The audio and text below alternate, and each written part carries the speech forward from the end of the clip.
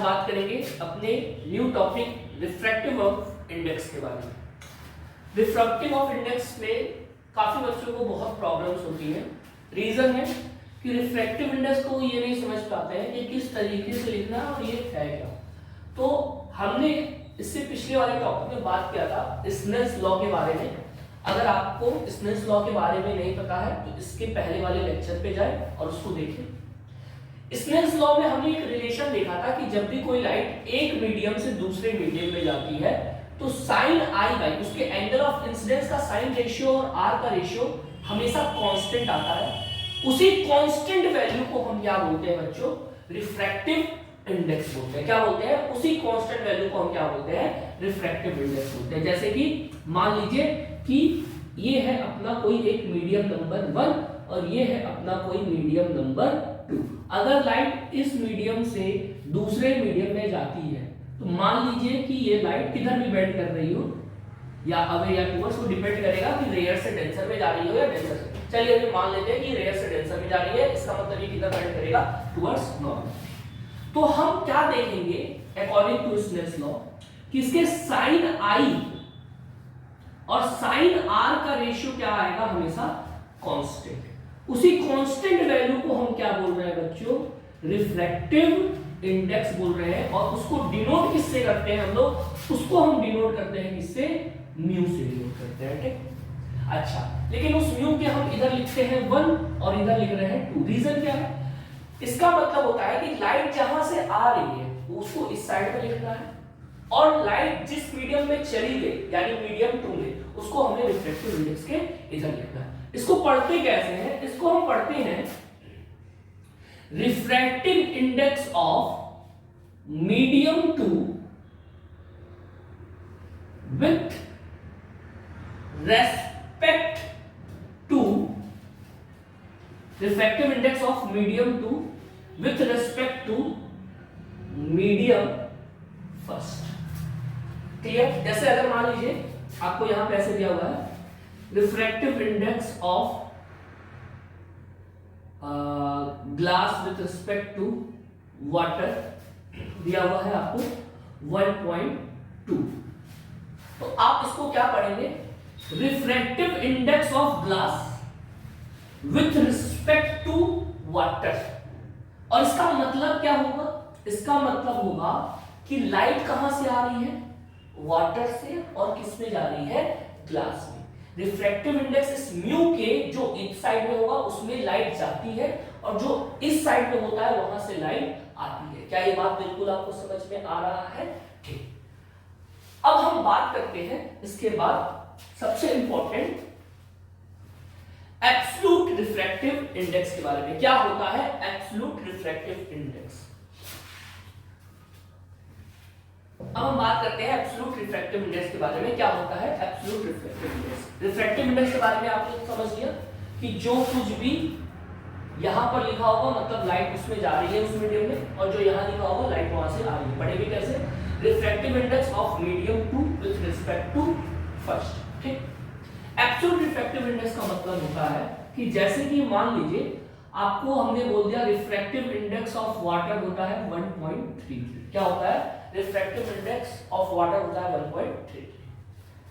तो इसका मतलब है कि हम इस रिफ्रैक्टिव इंडेक्स ऑफ वाटर को किसके रिस्पेक्ट में बताएं? क्योंकि हमने देखा रिफ्रैक्टिव इंडेक्स को हम मीडियम 2 को किसी के रिस्पेक्ट में बता रहे हैं।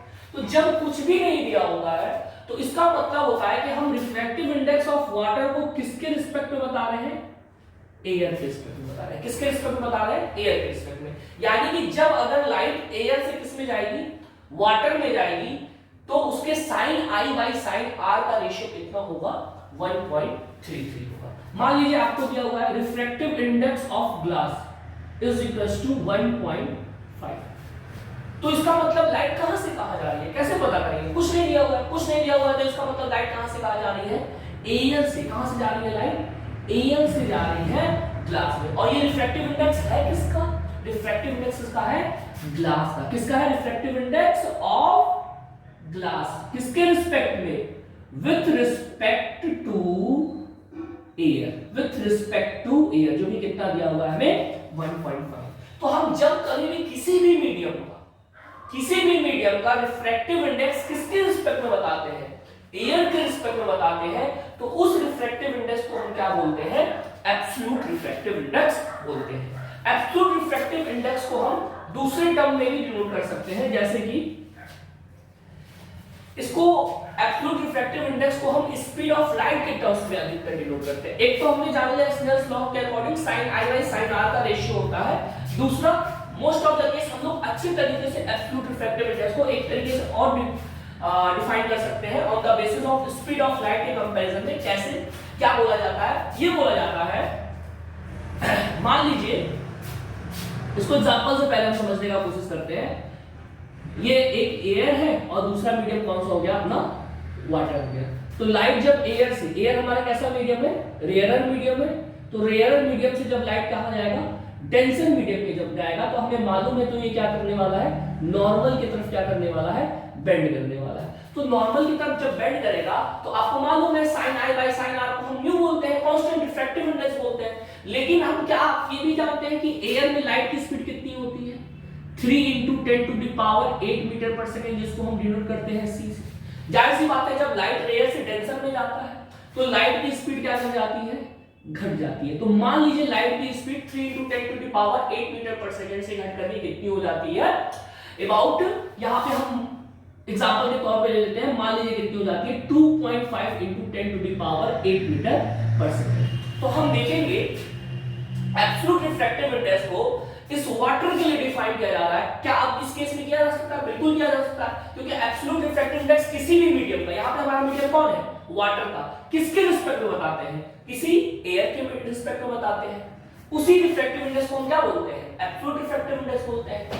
तो हम यहां पे बोल सकते हैं क्या कि लाइट एयर से वाटर में जा रहा है, इसका मतलब हम किसका रिफ्रैक्टिव इंडेक्स बनाएंगे, जिसमें लाइट चली गई, यानी रिफ्रैक्टिव इंडेक्स ऑफ वाटर, किसके रिस्पेक्ट में, विद रिस्पेक्ट टू एयर। तो क्या हमें यहाँ पे एयर लिखने का जरूरत है, बिल्कुल नहीं। अगर कुछ नहीं यहाँ पे लिखा होता है तो उसका मतलब ही क्या होता है, हम ये रिफ्रैक्टिव इंडेक्स उस मीडियम का किसके रिस्पेक्ट में बता रहे हैं, एयर के रिस्पेक्ट में बता रहे हैं। तो एब्सोल्यूट रिफ्रैक्टिव इंडेक्स को स्पीड ऑफ लाइट के रिस्पेक्ट में कुछ ऐसा डिनोट किया गया है कि जो भी स्पीड ऑफ लाइट इस एयर में थी, कितनी थी यहाँ पे, 3 × 10⁸ मीटर पर सेकंड, एयर में कितनी थी, 3 × 10⁸ मीटर पर सेकंड अपॉन जिस मीडियम में चली गई दूसरे मीडियम, जैसे हमारा एग्जांपल के तौर पे दूसरा मीडियम कौन सा है, वाटर, उसमें लाइट की स्पीड कितनी हो जा रही है, 2.5 × 10⁸ मीटर पर सेकंड। तो इसके रेशियो को हम बोलेंगे refractive index of that medium water with respect to air, यानी this is the absolute refractive index of water.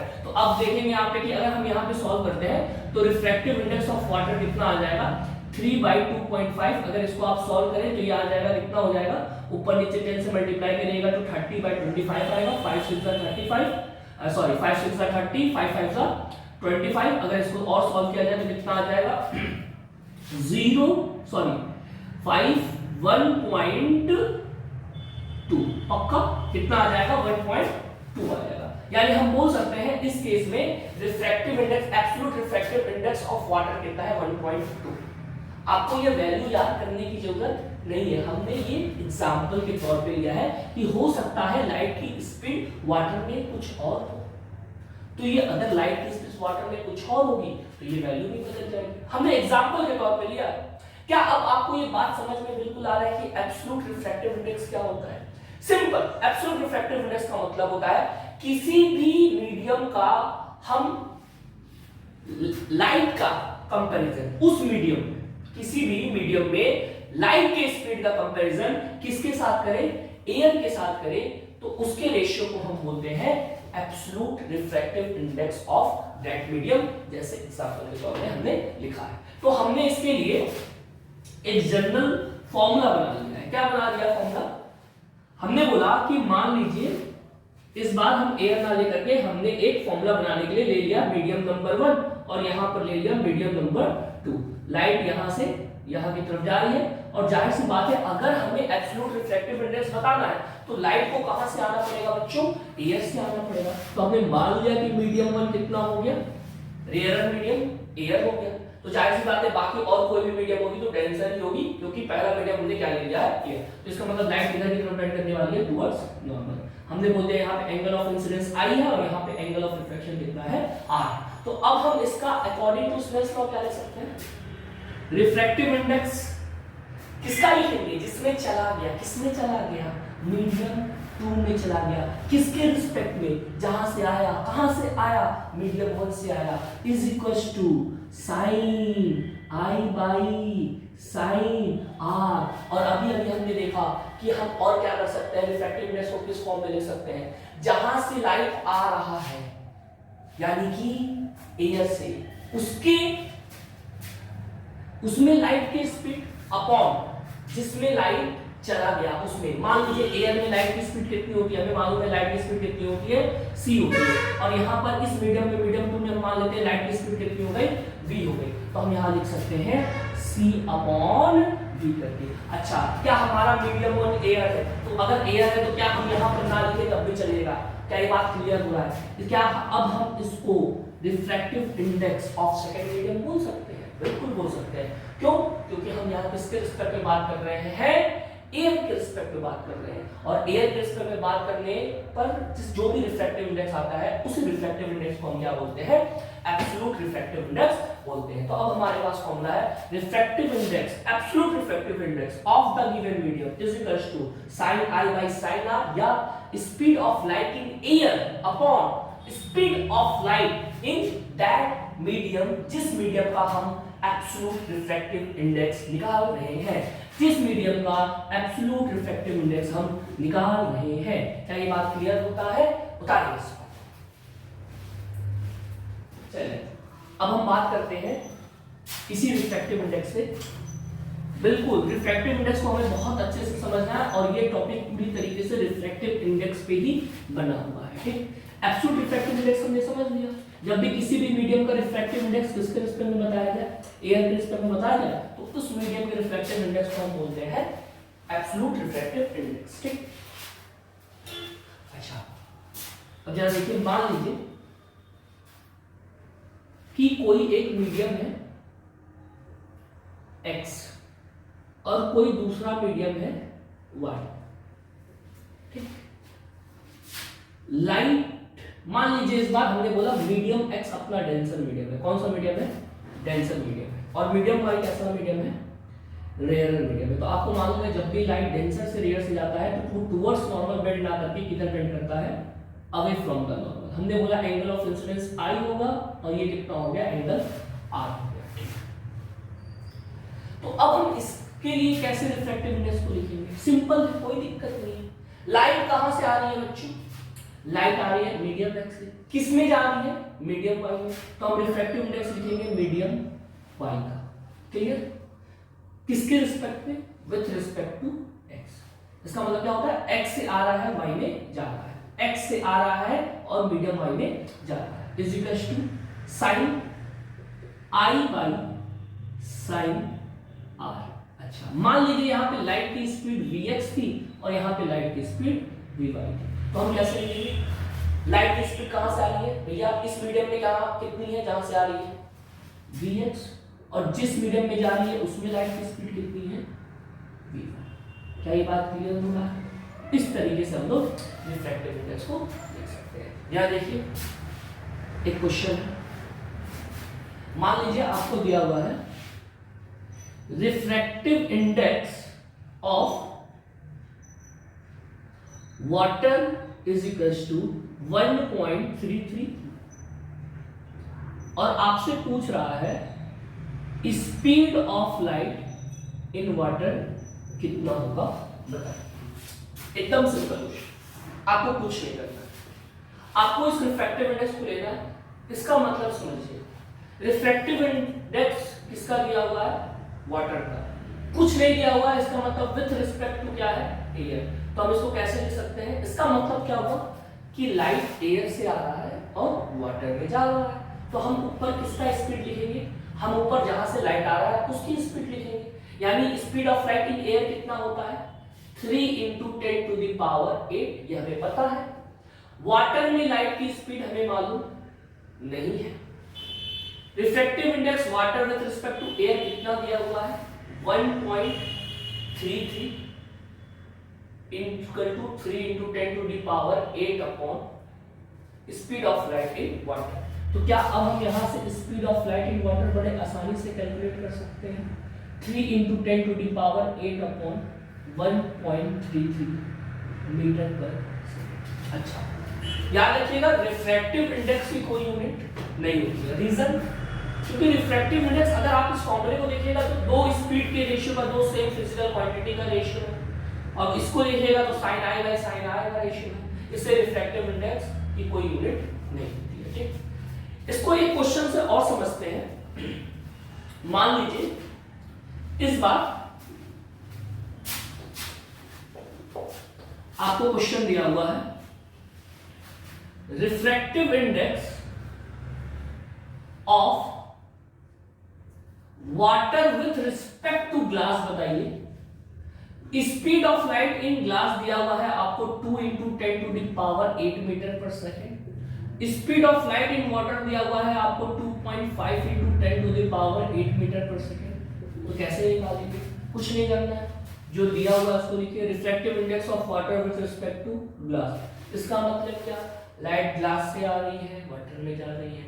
आप ऊपर क्या लिखेंगे, जहां से आ रही है उसमें लाइट की स्पीड हमने लिख दिया velocity of light in glass upon velocity of light in water. जरा बताइए कितना दिया हुआ है ग्लास में speed 2 into 10 to the power 8। अच्छा यहाँ पर कितना दिया है वाटर में 2.5 into 10 to the power 8। 10 to the power 8 से 10 to the power 8 कैंसिल, आपका बन जाएगा ये 20/25। सॉल्व करने पर ये आ जाएगा 5 4 जा 5 जा 0.8 यानी रिफ्रैक्टिव इंडेक्स ऑफ, ये किसका है आप क्या बोलेंगे इसे, यहाँ पे क्या लिखा हुआ है वाटर, यानी refractive index of water with respect to glass is equal to 0.8। अच्छा एक क्वेश्चन, सिंपल क्वेश्चन, क्या सर हम इसे रिफ्रैक्टिव इंडेक्स को, ये जो रिफ्रैक्टिव इंडेक्स 0.8 आया है, क्या हम इसे एब्सोल्यूट रिफ्रैक्टिव इंडेक्स बोल सकते हैं? बिल्कुल नहीं बच्चों, हम इसे एब्सोल्यूट रिफ्रैक्टिव इंडेक्स नहीं बोल सकते हैं, क्योंकि हमेशा एब्सोल्यूट रिफ्रैक्टिव इंडेक्स जब भी निकालते हैं किसी मीडियम का तो किसके रिस्पेक्ट में निकालते हैं, एयर के रिस्पेक्ट में निकालते हैं। एक बात हमेशा याद रखिएगा, पॉइंट करके लिख लीजिए इस बात को कि एब्सोल्यूट रिफ्रैक्टिव इंडेक्स किसी भी मीडियम का हमेशा 1 से क्या होता है, ज्यादा होता है। एब्सोल्यूट रिफ्रैक्टिव इंडेक्स किसी भी मीडियम का हमेशा क्या होगा, ग्रेटर देन 1 होगा। 1 के बराबर भी नहीं, हमेशा क्या होगा, ग्रेटर देन 1 होगा। रीजन क्या है, जब भी हम किसी भी मीडियम का रिफ्रैक्टिव इंडेक्स लिखेंगे, मान लीजिए हम रिफ्रैक्टिव इंडेक्स m मीडियम का लिख रहे हैं, तो जाहिर सी बात है एब्सोल्यूट रिफ्रैक्टिव इंडेक्स लिखना है तो इसके रिस्पेक्ट में लिखना पड़ेगा, एयर के रिस्पेक्ट में लिखना पड़ेगा। तो हम जब भी लिखेंगे तो यहाँ पे किसकी स्पीड लिखेंगे, स्पीड ऑफ लाइट किसकी लिखेंगे, इन air upon speed of light in medium. और हमें पता है कि लाइट की स्पीड सबसे ज्यादा किसमें होती है, एयर या वैक्यूम में होती है। क्या ये बात क्लियर है? मीडियम में हमेशा स्पीड क्या कर जाएगी, एयर से कम होगी, यानी ये वैल्यू ज्यादा और ये वैल्यू कम, तो हमेशा डिवाइड करने पर ये वैल्यू हमेशा क्या आएगी, 1 से ज्यादा आएगी। क्या मेरे ख्याल से अब आपको और अच्छे तरीके से क्लियर होगा एक्चुअल में एब्सोल्यूट रिफ्रैक्टिव इंडेक्स और रिफ्रैक्टिव इंडेक्स में किस तरीके से अंतर है। इसको हम रिफ्रैक्टिव इंडेक्स बोल सकते हैं किसका, of water with respect to glass, पर इसे absolute refractive index of water नहीं बोल सकते हैं। क्या ये बात क्लियर हो रहा है? ठीक, उतारिए इस बात को, फिर हम बढ़ते हैं अपने अगले क्वेश्चन पे। अगला क्वेश्चन है हमारा, हमें दिया हुआ है speed of light in glass is equal to 2 into 10 to the power 8 metre पर सेकेंड, और दिया हुआ है refractive index of glass with respect to water. क्या दिया हुआ है, refractive index of glass with respect to water 1.1। हमसे पूछ रहा है बताइए speed of refractive index of water क्या है।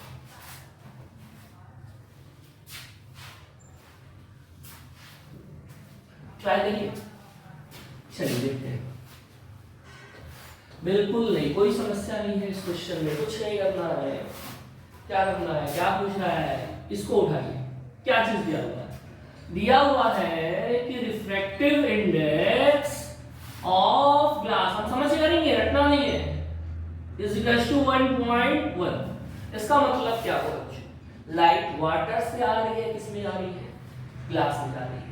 पढ़ेंगे कैसे? Refractive index of glass with respect to water. तो हम इसे लिखते कैसे? हम लिखते हैं जहां से लाइट आ रही है, लाइट की स्पीड उस मीडियम में यानी वाटर में अपॉन लाइट की स्पीड किसमें? ग्लास में, इज इक्वल टू 1.1। कोई दिक्कत की बात नहीं है। क्या हमें लाइट की स्पीड इन ग्लास दी हुई है? बिल्कुल दी हुई है। क्या हमें लाइट की स्पीड इन वाटर दी हुई है? नहीं दी हुई है। क्या हम यहाँ से लाइट की स्पीड इन वाटर निकाल सकते हैं? बिल्कुल निकाल सकते हैं। कितनी आ जाएगी? लाइट की speed in water 1.1 into speed of light in glass. 1.1 into speed of light in glass कितनी है? 2 इंटू 10 टू द पावर 8। तो सॉल्व करने पे ये वैल्यू आ जाएगी 2.2 into 10 to the power 8 metre पर सेकेंड। पर क्या हमें speed of light in water निकालनी थी? बिल्कुल नहीं, हमें तो निकालना था रिफ्रैक्टिव इंडेक्स ऑफ वाटर। अच्छा, रिफ्रैक्टिव इंडेक्स ऑफ वाटर निकालना है, कुछ नहीं दिया हुआ। इसका मतलब किसके रिस्पेक्ट में? इसका मतलब एयर के रिस्पेक्ट में। तो इसको कैसे लिखेंगे? Speed of light in air. Light की स्पीड एयर में कितनी होती है? 3 into 10 to the power 8 metre पर सेकेंड। अच्छा, क्या अब हमें लाइट की स्पीड वाटर में मालूम चल रही है? कितनी है?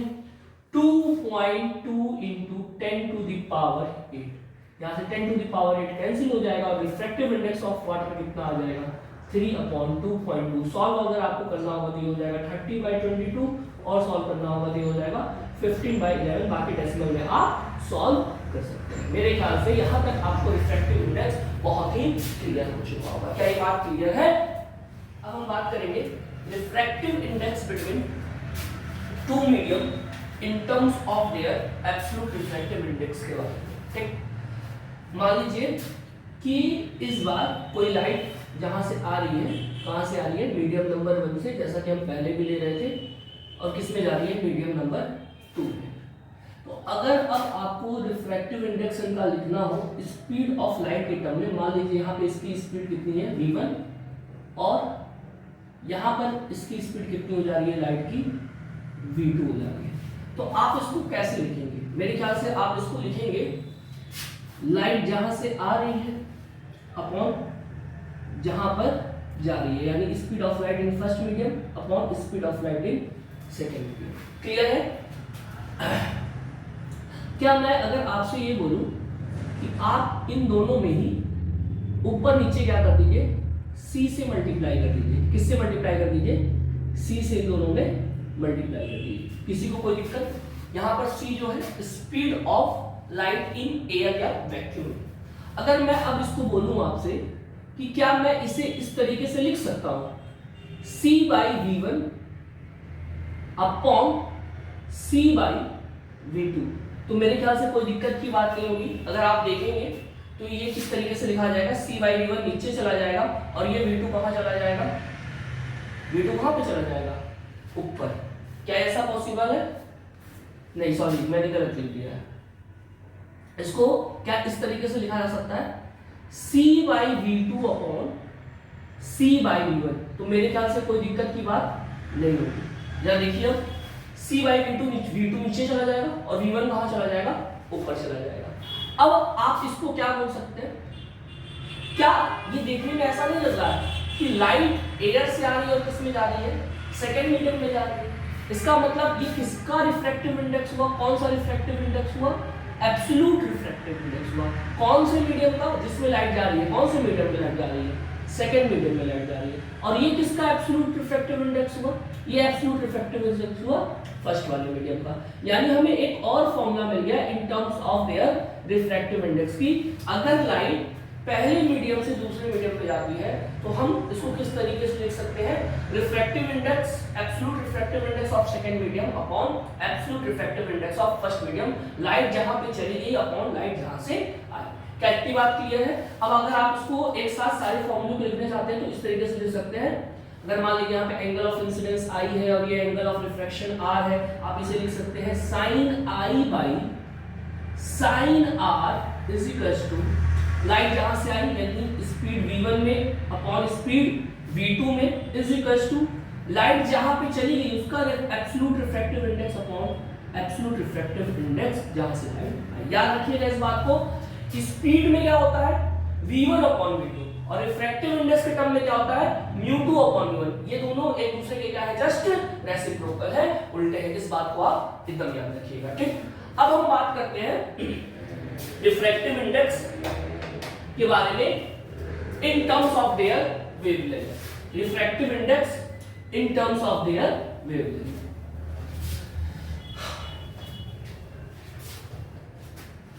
Refractive index in terms of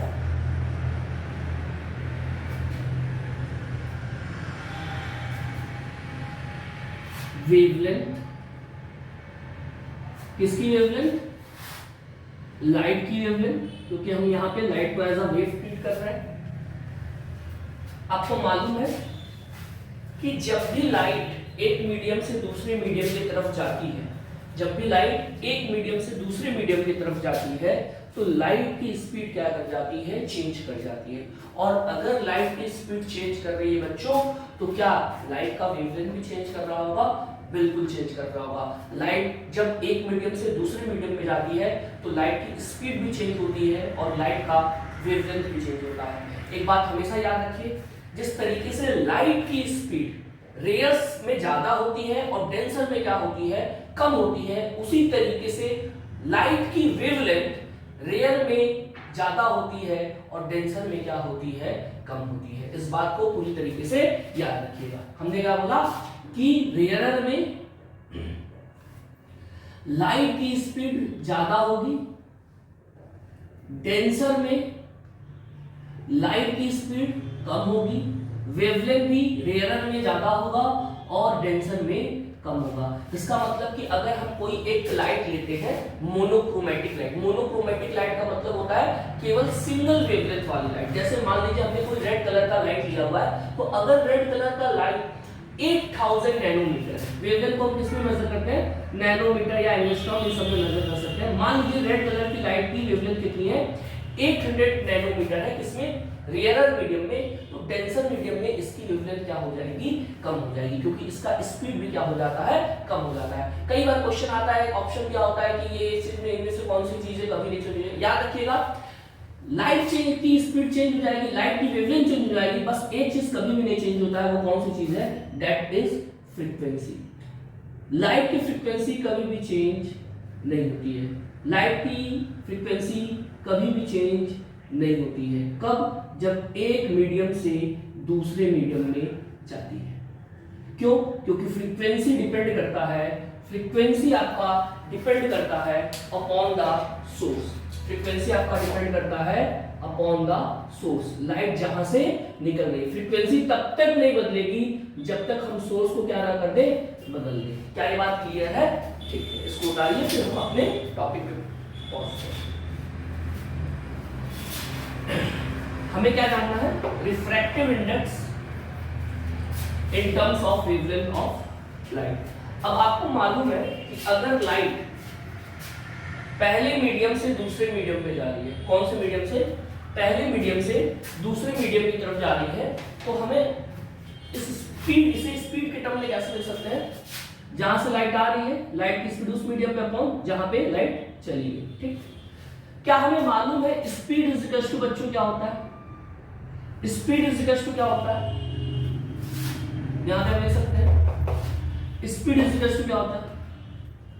speed is equal to होता है बच्चों डिस्टेंस अपॉन टाइम। लाइट के केस में हम स्पीड को, जो स्पीड हमने भी मान लिया, डिस्टेंस को हम मान लेते हैं वेवलेंथ। क्या मान लेते हैं? वेवलेंथ। और टाइम को मान लेते हैं t। और आपको पता होगा कि टाइम का रेसिप्रोकल क्या होता है? फ्रीक्वेंसी। टाइम का रेसिप्रोकल क्या होता है? फ्रीक्वेंसी। तो इसको दूसरे तरीके से हम लोग कैसे लिख सकते हैं? v = lambda * f। ये भी आपका फॉर्मूला काफी काम कर सकता है फ्रीक्वेंसी वगैरह निकालने के लिए। क्या अगर मैं बोलूं यहां पे v1 की जगह, अगर लाइट की स्पीड पहले मीडियम में v1 है तो वेवलेंथ कितनी होगी? हमने मान लिया λ1, और फ्रीक्वेंसी हमने मान लिया कितना? f। लाइट की स्पीड दूसरे मीडियम में v2 थी, तो हमने मान लिया उसमें वेवलेंथ कितना होगा? λ2 होगा। अच्छा, क्या फ्रीक्वेंसी अलग होगा? बिल्कुल नहीं, क्योंकि सोर्स सेम है तो फ्रीक्वेंसी बदलने वाली बिल्कुल भी नहीं है। तो हम देख पाएंगे यहाँ से फ्रीक्वेंसी से फ्रीक्वेंसी कैंसिल हो जाएगा और रिफ्रैक्टिव इंडेक्स का एक नया फॉर्मूला निकल जाएगा in term of wavelength, that is λ1/λ2। अब आपको यहाँ पर आपके क्लास 10 में रिफ्रैक्टिव इंडेक्स के लिए जितने भी फॉर्मूला यूज होने वाली है वो आपको सब का सब मिल चुका है। अगर मैं एक साथ उसको कंक्लूजन में बच्चों लिखूं तो कैसे लिख सकता हूं कि मैंने पढ़ा है भैया, सबसे पहला काम कि अगर रिफ्रैक्टिव इंडेक्स निकालना है सेकंड मीडियम का विद रिस्पेक्ट टू फर्स्ट, इसका मतलब लाइट फर्स्ट से सेकंड में जा रहा है, उसको लिखेंगे हम लोग sin i by sin i by sin r। फिर लाइट जिस मीडियम से आई उसमें स्पीड अपॉन लाइट जिस मीडियम में चली गई वहां पे लाइट की स्पीड इज इक्वल्स टू, फिर हमने पढ़ा कि वेवलेंथ के टर्म में λ1/λ2। बस एक ही चीज उल्टा हो जाता है, एब्सोल्यूट रिफ्रैक्टिव इंडेक्स जो कि हो जाता है μ2/μ1। याद रखिए v1/v2 λ1/λ2 पर एब्सोल्यूट रिफ्रैक्टिव इंडेक्स क्या है? μ2/μ1। क्या ये बात क्लियर है? उतारिए इस बात को।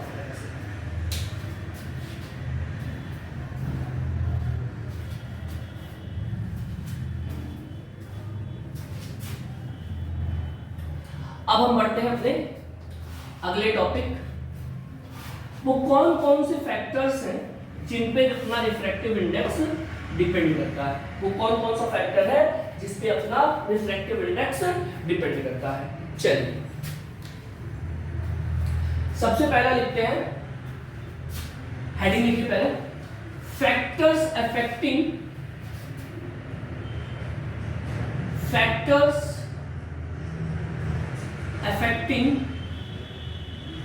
वो कौन कौन से फैक्टर्स है refractive index of light. Light नहीं लिखेंगे, मीडियम लिखेंगे, ज्यादा अच्छा होगा। Factors affecting refractive index of medium. हर एक मीडियम का अपना अपना रिफ्रैक्टिव इंडेक्स है किसी के टर्म में। तो ये कौन कौन से फैक्टर पे डिपेंड करता है? पहला फैक्टर जो है ये डिपेंड करता है नेचर ऑफ द मटेरियल पे। बच्चों किस पे डिपेंड करता है? Nature of the material. Nature of the material का क्या मतलब है कि अगर लाइट, याद रखिएगा हम यहाँ पे जब भी रिफ्रैक्टिव इंडेक्स केवल बात करेंगे तो इसका मतलब हम एब्सोल्यूट रिफ्रैक्टिव इंडेक्स के बारे में बात कर रहे हैं, और आपको पता होगा एब्सोल्यूट रिफ्रैक्टिव इंडेक्स हमेशा क्या होता है? 1 से ज्यादा होता है। क्लियर है? नेचर ऑफ द मटेरियल पे कैसे डिपेंड करता है? अगर कोई मीडियम रेयर है तो उसमें उसकी रिफ्रैक्टिव इंडेक्स कम होगी। क्या होगी? रिफ्रैक्टिव इंडेक्स उसकी कम होगी। लेकिन अगर कोई मीडियम डेंसर है तो उसमें उसकी रिफ्रैक्टिव इंडेक्स क्या होगी? ज्यादा होगी। यानी लाइट की स्पीड जिसमें क्या हो जाती है? ज्यादा होती है, उसमें रिफ्रैक्टिव इंडेक्स कम होता है। और लाइट की स्पीड जिसमें कम हो जाती है उसमें उस लाइट के लिए वो मीडियम का रिफ्रैक्टिव इंडेक्स क्या होता है? ज्यादा होता है। दूसरा बात किस पे डिपेंड करता है? दूसरा बात डिपेंड करता है टेम्परेचर पे। किस पे डिपेंड करता है? टेम्परेचर पे। अच्छा, टेम्परेचर पे सर कैसे डिपेंड करता है? टेम्परेचर को समझने के लिए अच्छा पहले लिख लेते हैं किस तरीके से डिपेंड करता है। अगर हम टेम्परेचर को बढ़ाएंगे तो रिफ्रैक्टिव इंडेक्स घट जाएगा। यानी कि हम ऐसा समझ सकते हैं कि रिफ्रैक्टिव इंडेक्स टेम्परेचर पे कैसा डिपेंड करता है? इनवर्सली डिपेंड करता है। कैसा डिपेंड करता है? इनवर्सली डिपेंड करता है। ठीक, यानी कि अगर टेम्परेचर को इसी का विपरीत घटाया जाए तो रिफ्रैक्टिव इंडेक्स क्या कर जाएगा? बढ़ जाएगा। कैसे समझे इस बात को सर?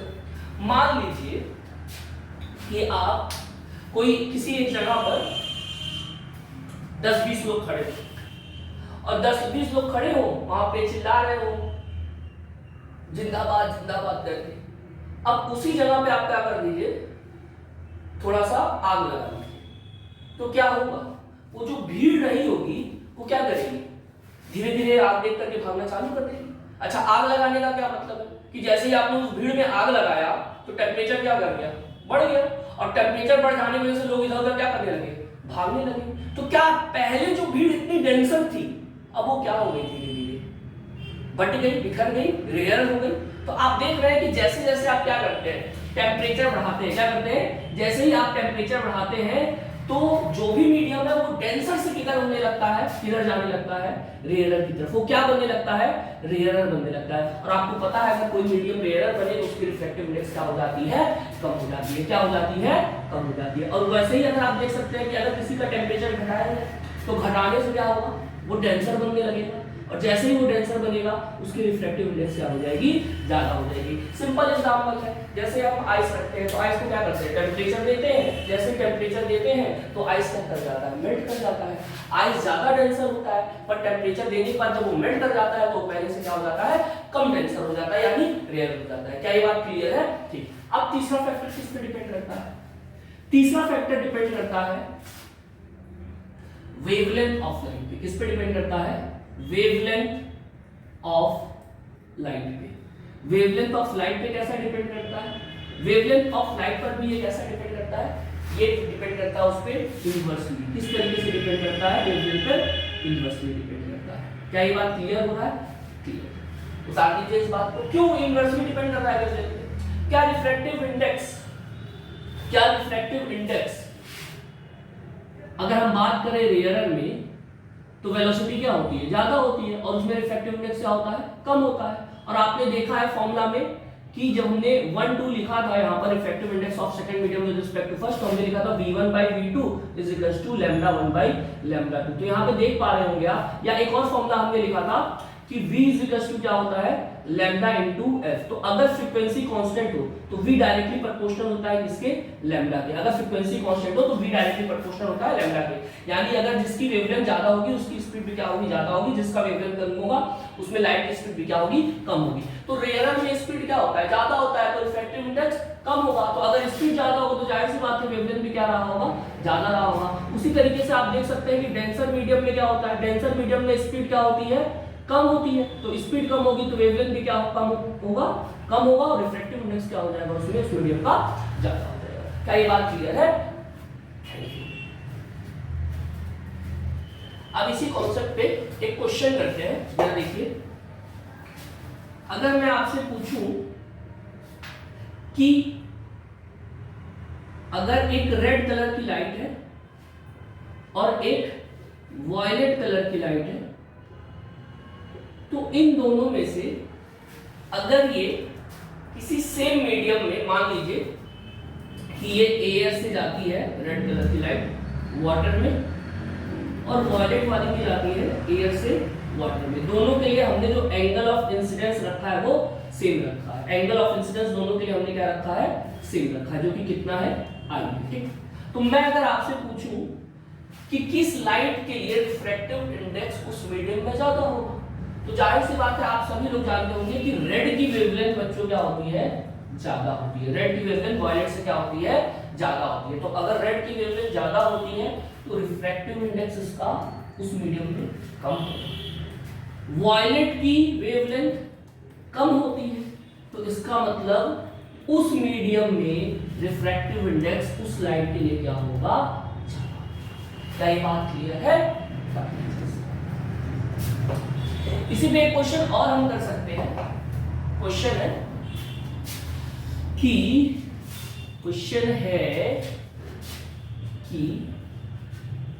ये है आपका मीडियम वाटर और ये है मीडियम ग्लास, ये है मीडियम ग्लास।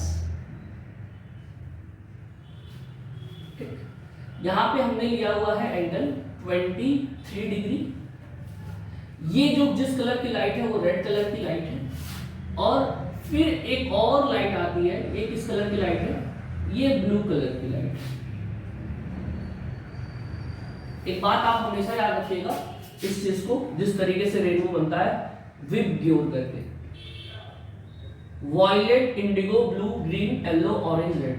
जैसे जैसे हम नीचे की तरफ जाएंगे वेवलेंथ क्या करेगा, इंक्रीज करेगा, और जैसे जैसे ऊपर जाएंगे वेवलेंथ क्या करेगा, डिक्रीज करेगा। क्लियर है? ठीक। यहाँ पर भी जो एंगल ऑफ इंसिडेंस है वो कितना दे रखा है, वो 23 डिग्री दे रखा है। ठीक। यहाँ पर जाहिर सी बात है वाटर से ग्लास में जाएगा तो ये लाइट क्या करेगी, नॉर्मल की तरफ बेंड करेगी। किधर की तरफ बेंड करेगी, नॉर्मल की तरफ ये बेंड करेगी। तो पूछ रहा है कि मान लीजिए इसका एंगल ऑफ रिफ्रैक्शन हमने दिया है r1 और इसका भी हमने एंगल ऑफ रिफ्रैक्शन दे रखा है r2। तो पूछ रहा है क्या ये r1 और r2 बच्चों, r1 और r2 बराबर होगी, r1 ज्यादा होगा या r2 कम होगा, या r1 कम होगा r2 ज्यादा होगा, या r1 और r2 दोनों R1, चलिए 3 ऑप्शन बहुत आपके लिए, बताइए कैसे करेंगे। चलिए एक ऑप्शन दे देते हैं आपको, नोटा। नोटा मतलब नन ऑफ द एबव। क्या लगता है, देखिएगा कितने लोगों को लग रहा होगा sir angle of incidence same है तो एंगल ऑफ रिफ्लेक्शन तो सेम होगा। बिल्कुल नहीं बच्चों, यहाँ पे बात देखिएगा, ये रेड कलर की लाइट है और ये ब्लू कलर की लाइट है। तो मैंने बताया है कि रेड की वेवलेंथ क्या होती है बच्चों, रेड की वेवलेंथ क्या होती है, वॉयलेट से या ब्लू से ज्यादा होगी। वॉयलेट या ब्लू से रेड की वेवलेंथ क्या होगी, ज्यादा होगी। तो रिफ्रैक्टिव इंडेक्स रेड कलर के लिए, ये मीडियम का, ग्लास वाले मीडियम का जो भी रिफ्रैक्टिव इंडेक्स होगा वो इसके लिए कैसा बिहेव करेगा, वो बिहेव करेगा कि इसके लिए रिफ्रैक्टिव इंडेक्स कम और इसके लिए रिफ्रैक्टिव इंडेक्स ब्लू कलर के लिए ज्यादा, क्योंकि हमने पढ़ा है अभी कि रिफ्रैक्टिव इंडेक्स वेवलेंथ से कैसा प्रोपोर्शनल करती है, इनवर्सली प्रोपोर्शनल करती है। क्या ये बात क्लियर हो रहा है? अब एक बात याद रखिएगा कि अगर रिफ्रैक्टिव इंडेक्स किसी के लिए ज्यादा है, क्या चीज ज्यादा है, अगर किसी के लिए रिफ्रैक्टिव इंडेक्स ज्यादा है तो उसके लिए लाइट बेंडिंग भी क्या करेगी, ज्यादा करेगी। अगर किसी लाइट के लिए रिफ्रैक्टिव इंडेक्स कम है तो उसके लिए बेंडिंग भी क्या होगा, कम होगा। बहुत इंपॉर्टेंट पॉइंट है ये। इसका मतलब कि सर वॉयलेट या ब्लू कलर के लिए जो बेंडिंग होगी, क्योंकि इसका रिफ्रैक्टिव इंडेक्स ज्यादा है तो उसकी बेंडिंग भी क्या होगी, ज्यादा होगी। तो अगर बेंडिंग ज्यादा होगा तो मेरे ख्याल से रेड कलर वाला कम बेंड करेगा और ब्लू कलर वाला आपका ज्यादा बेंड करेगा। तो अगर ब्लू कलर वाला ज्यादा बेंड करेगा, अगर ये ब्लू कलर वाला ज्यादा बेंड कर जाएगा और ये हल्का सा बेंड करेगा तो मेरे ख्याल से रेड वाले की R1 ज्यादा होगी और ब्लू वाले के लिए R1 क्या होगा, कम होगा। ब्लू वाले के लिए R2 क्या होगा, कम होगा। क्या ये बात क्लियर हो रहा है? मैं फिर से बोल देता हूं कि रिफ्रैक्टिव इंडेक्स, चूंकि ब्लू वाले का वेवलेंथ कम है तो उसके लिए रिफ्रैक्टिव इंडेक्स क्या होगा, ज्यादा होगा। और अगर रिफ्रैक्टिव इंडेक्स ज्यादा होगा तो लाइट उसके लिए बेंडिंग ज्यादा करेगी, यानी लाइट ज्यादा नॉर्मल की तरफ जाएगी। और अगर लाइट ज्यादा नॉर्मल की तरफ जाएगी तो ये R2 R1 से क्या होगा, कम होगा। यानी कौन सा ऑप्शन आपका सही होगा, ऑप्शन नंबर बी आपका पूरी तरीके से सही होगा। क्या ये बात क्लियर हो रहा है? Thank you guys.